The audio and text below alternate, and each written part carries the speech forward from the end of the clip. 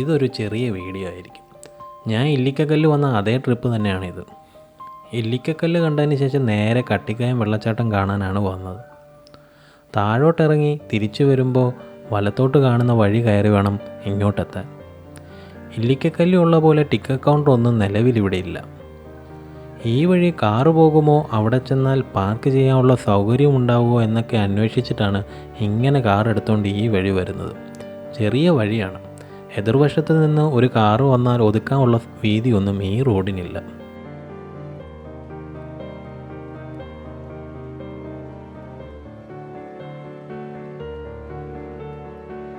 തിരക്കൊക്കെ ഉണ്ടെങ്കിൽ ഈ വഴി കയറുന്ന അവിടെ തന്നെ പാർക്ക് ചെയ്തിട്ട് വന്നാൽ മതി. നടക്കാനാണെങ്കിൽ 1 കിലോമീറ്ററിനടുത്തോളം ഉണ്ടെന്ന് തോന്നുന്നു.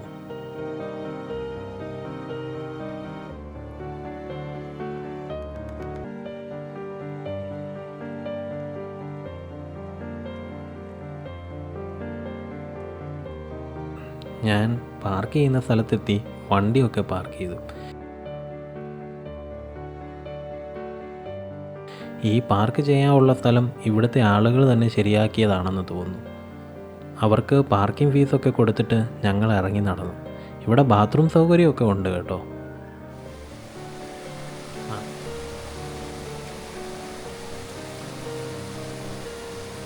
നടക്കുമ്പോൾ ഇടതുവശത്തുകൂടി വെള്ളം ഒലിച്ചു പോകുന്ന ശബ്ദമൊക്കെ കേൾക്കാൻ പറ്റുന്നുണ്ട്.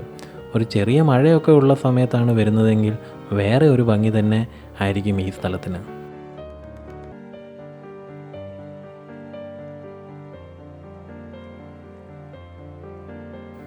ഞാൻ കാറ് പാർക്ക് ചെയ്ത സ്ഥലത്ത് നിന്ന് അത്യാവശ്യം നടക്കാനുണ്ട്. കുറച്ച് നേരം നേരെ നടന്നു.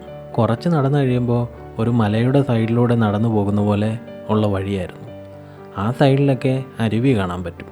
അതുവഴി നല്ലപോലെ വെള്ളം ഒലിച്ചു പോകുന്നതും കാണാം.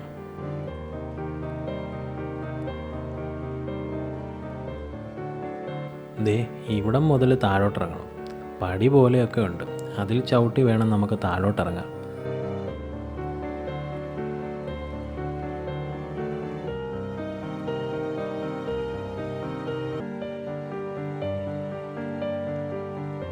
നേരത്തെ ഇല്ലിക്കക്കല്ല് കയറിയതിൻ്റെ ക്ഷീണം ഇതിറങ്ങുമ്പോൾ തോന്നുന്നുണ്ടായിരുന്നു. കാലിലൊക്കെ നല്ല വേദന ഉണ്ടായിരുന്നു.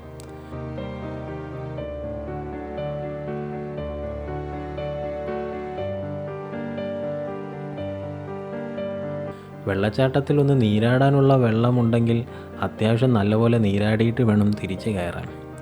അങ്ങനെ ഇറങ്ങി നടന്ന് വെള്ളച്ചാട്ടത്തിൻ്റെ അവിടെ എത്തി.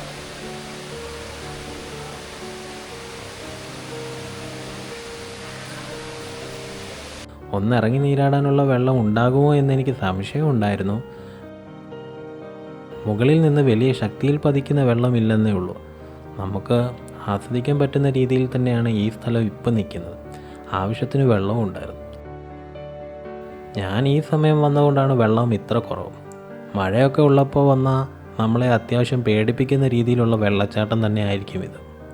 അത് വേറൊരു ഭംഗി തന്നെ ആയിരിക്കും അല്ലേ. ഇനിയൊന്നും പറയണ്ടല്ലോ.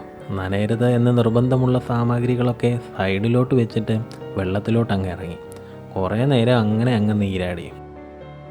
വെള്ളത്തിൽ കിടന്ന് നീരാടിയതിന് ശേഷം എല്ലാം പാക്ക് ചെയ്ത് തിരിച്ച് വീട്ടിലോട്ടങ്ങ് പോയി.